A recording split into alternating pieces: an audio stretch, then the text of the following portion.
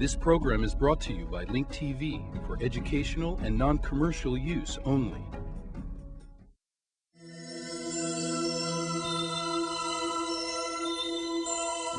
Mosaic, a daily news program from Link TV, presents a selection of news reports from independent and state-controlled broadcasters from throughout the Middle East.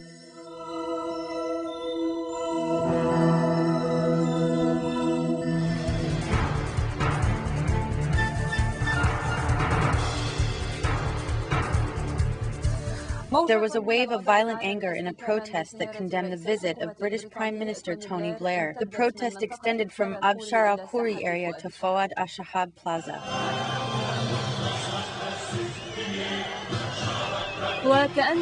It seems that Tony Blair came to see with his own eyes what he and his allies did with their own hands. It is no wonder that the public came out to express their anger about this visit.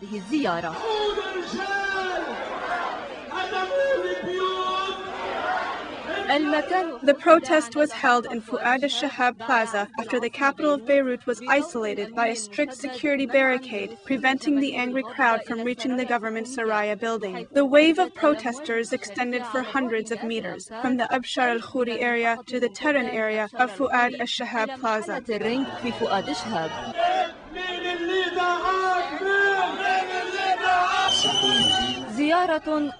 This was an absolutely unwelcome visit by a large segment of Lebanese, who have not and will not forget that the British government participated with America and Israel in a horrible and savage aggression that history has rarely witnessed. Lebanese flags fluttered above the heads of protesters who were of different ages and came from various Lebanese areas, supporting the same cause, along with the participation of parliament members Amin Shirri, Qasim Hashim, and a group of other political figures. النواب أمين شري وقاسم هاشم وحشد من الشخصيات. It would have been better if some Lebanese understood the reality of the situation and respected the sanctity of the blood that was sacrificed to defend this country. It would have been better if they did not make excuses. This, to say the least, is a violation of this cherished homeland. The only place he should go is to the International Court of Justice to be held accountable for what he did. We consider this visit a major humiliation to the Lebanese people. As representatives of human rights organizations in the world, we will continue to pursue him until he's brought to justice for killing children with his own hands. Like any other public movement, the protesters were holding banners and pictures stating their positions and expressing their demands. The British Prime Minister is the worst man. If I see him, I want to step on his legs.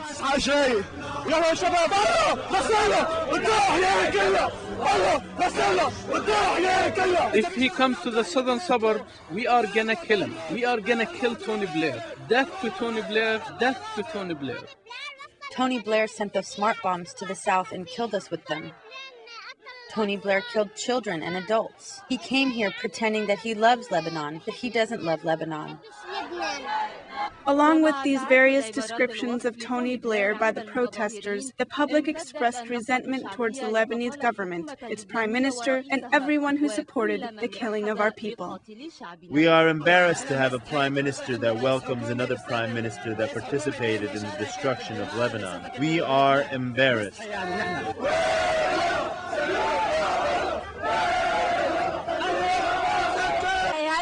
They attacked us in the south and in southern Beirut, killing children. And now they are meeting with the March 14th Alliance. Fawad Seniora's children were not killed. If Seniora's children were killed, then he wouldn't receive Blair in Lebanon. Our children were killed. Shame on them. Shame on the way they welcomed Tony Blair. They embraced him just like they embraced Condoleezza Rice, meeting with him and inviting him for lunch. Pardon me, but I hope they ingest poison. Tony Blair was welcomed in the same way as his allies who participated in the Israeli aggression on Lebanon. Screams of protesters were made in a wave of violent protest against a country that contributed to the transport of destructive American weapons to Israel to kill the people and children of Lebanon. From Fawad al-Shahab Plaza, Samar Shadia, New TV.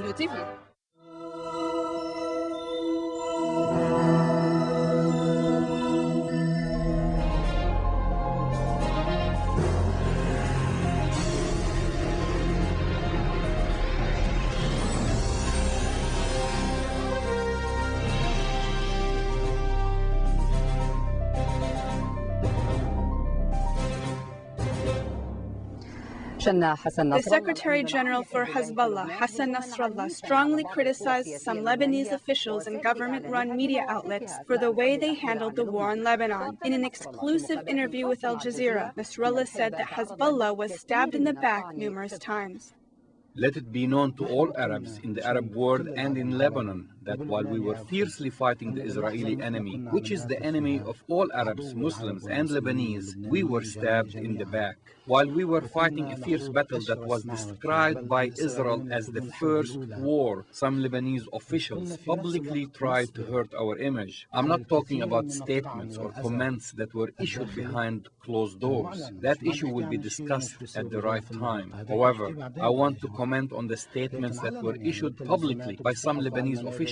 On many occasions, they issued negative comments about Hezbollah to newspapers, television stations, and other media outlets. Despite the fact that we were criticized on many occasions, we maintained self-control. While this was taking place, many Lebanese lost their homes and were displaced. I'm going to be a little harsh. Do you know that some Israeli media outlets portrayed us in a better manner than some Lebanese officials and government-run media outlets did? Israel is an enemy, and we do not have a good relationship with it. We did not hold joint elections together. Those Lebanese officials did not only stab us in the back, but they also betrayed us in the war on Lebanon.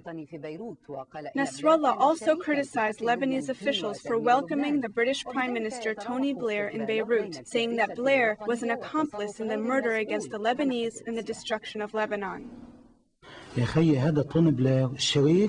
Tony Blair is an accomplice in a murder. Why did the Lebanese government welcome him here in Lebanon, in my home and among my people? Why did they give him a warm reception? Don't these government officials have feelings? I don't want to talk about politics. Once again, don't they have feelings, hearts, or minds to think? Why do they treat the Lebanese as stones, as if they do not have feelings or minds to think? Don't the Lebanese have feelings and hearts? Lebanon is not only made of hotels, roadways, and bridges. It has people with feelings. The first mistake that the Lebanese Prime Minister and his political bloc made is that they acted unethically and inhumanely towards war victims who were killed, wounded, or displaced. What they did was really a regrettable and a tragic behavior. They were out of touch with the people. They used every means possible to intimidate, criticize, and portray us negatively. If the Lebanese government extended an invitation to Tony Blair to visit Lebanon, it would be a national disaster. However, if Blair offered to visit Lebanon and the Lebanese government went along, this would be a national insult and an irresponsible behavior.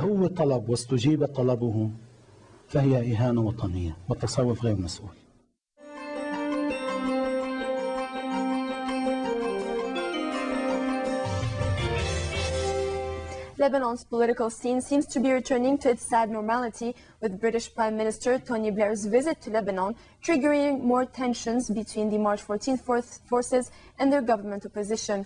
While MP Michel Aoun renewed calls for Seniora's government to resign, Hezbollah MP Ali Ammar accused the government of collaborating with the Jewish state and its allies against the Islamic resistance. British Prime Minister Tony Blair's visit to Beirut yesterday came to highlight deep-rooted political divisions on the Lebanese political scene. While the Israeli offensive on Lebanon could unite the Lebanese in the face of a common enemy, its end, however, produced an opposite result. Now divisions among the Lebanese are stronger, with the fierce campaign led by the government opposition, namely Hezbollah, the Reform and Change bloc and their allies, against the government majority and its head. While MP Michel Aoun renewed calls on the government to resign, the fiercest diatribe against the government majority came from Hezbollah, with MP Ali Ammar accusing Seniora's government of collaborating with Israel and the US to oust the resistance. Speaking yesterday at a mass rally in the Beirut southern suburb, the biggest organized by Hezbollah since the end of the Israeli offensive, Ammar called on the government, in which it has 2 ministers, to step down, for alleged collusion with Israel and its U.S. ally over demands for the Hezbollah to lay down its weapons. He said the forces of March 14th aligned themselves with the Israeli enemy from the start of the conflict, which ravaged Lebanon from July 12 to August 14, accusing them of planning the assassination of the resistance in collaboration with the Americans and the Israelis. He reiterated that the resistance would keep its weapons, rejecting the demands of the UN Security Council truce resolution, which ended the conflict. Ammar called for the formation of a government of national unity, embracing factions outside the current cabinet, including MP Michel Aoun, now in alliance with Hezbollah, as well as pro-Syrian notables like former MP Sleiman Frangieh. While no official reply to Ammar's accusations came as of yet, March 14 member Nassib Lahoud called Hezbollah's accusations shameful. He said it was understandable that Blair's visit might arouse indignation for some, but stressed Lebanon must take advantage of the opportunities that can help it restore its position on the international scene.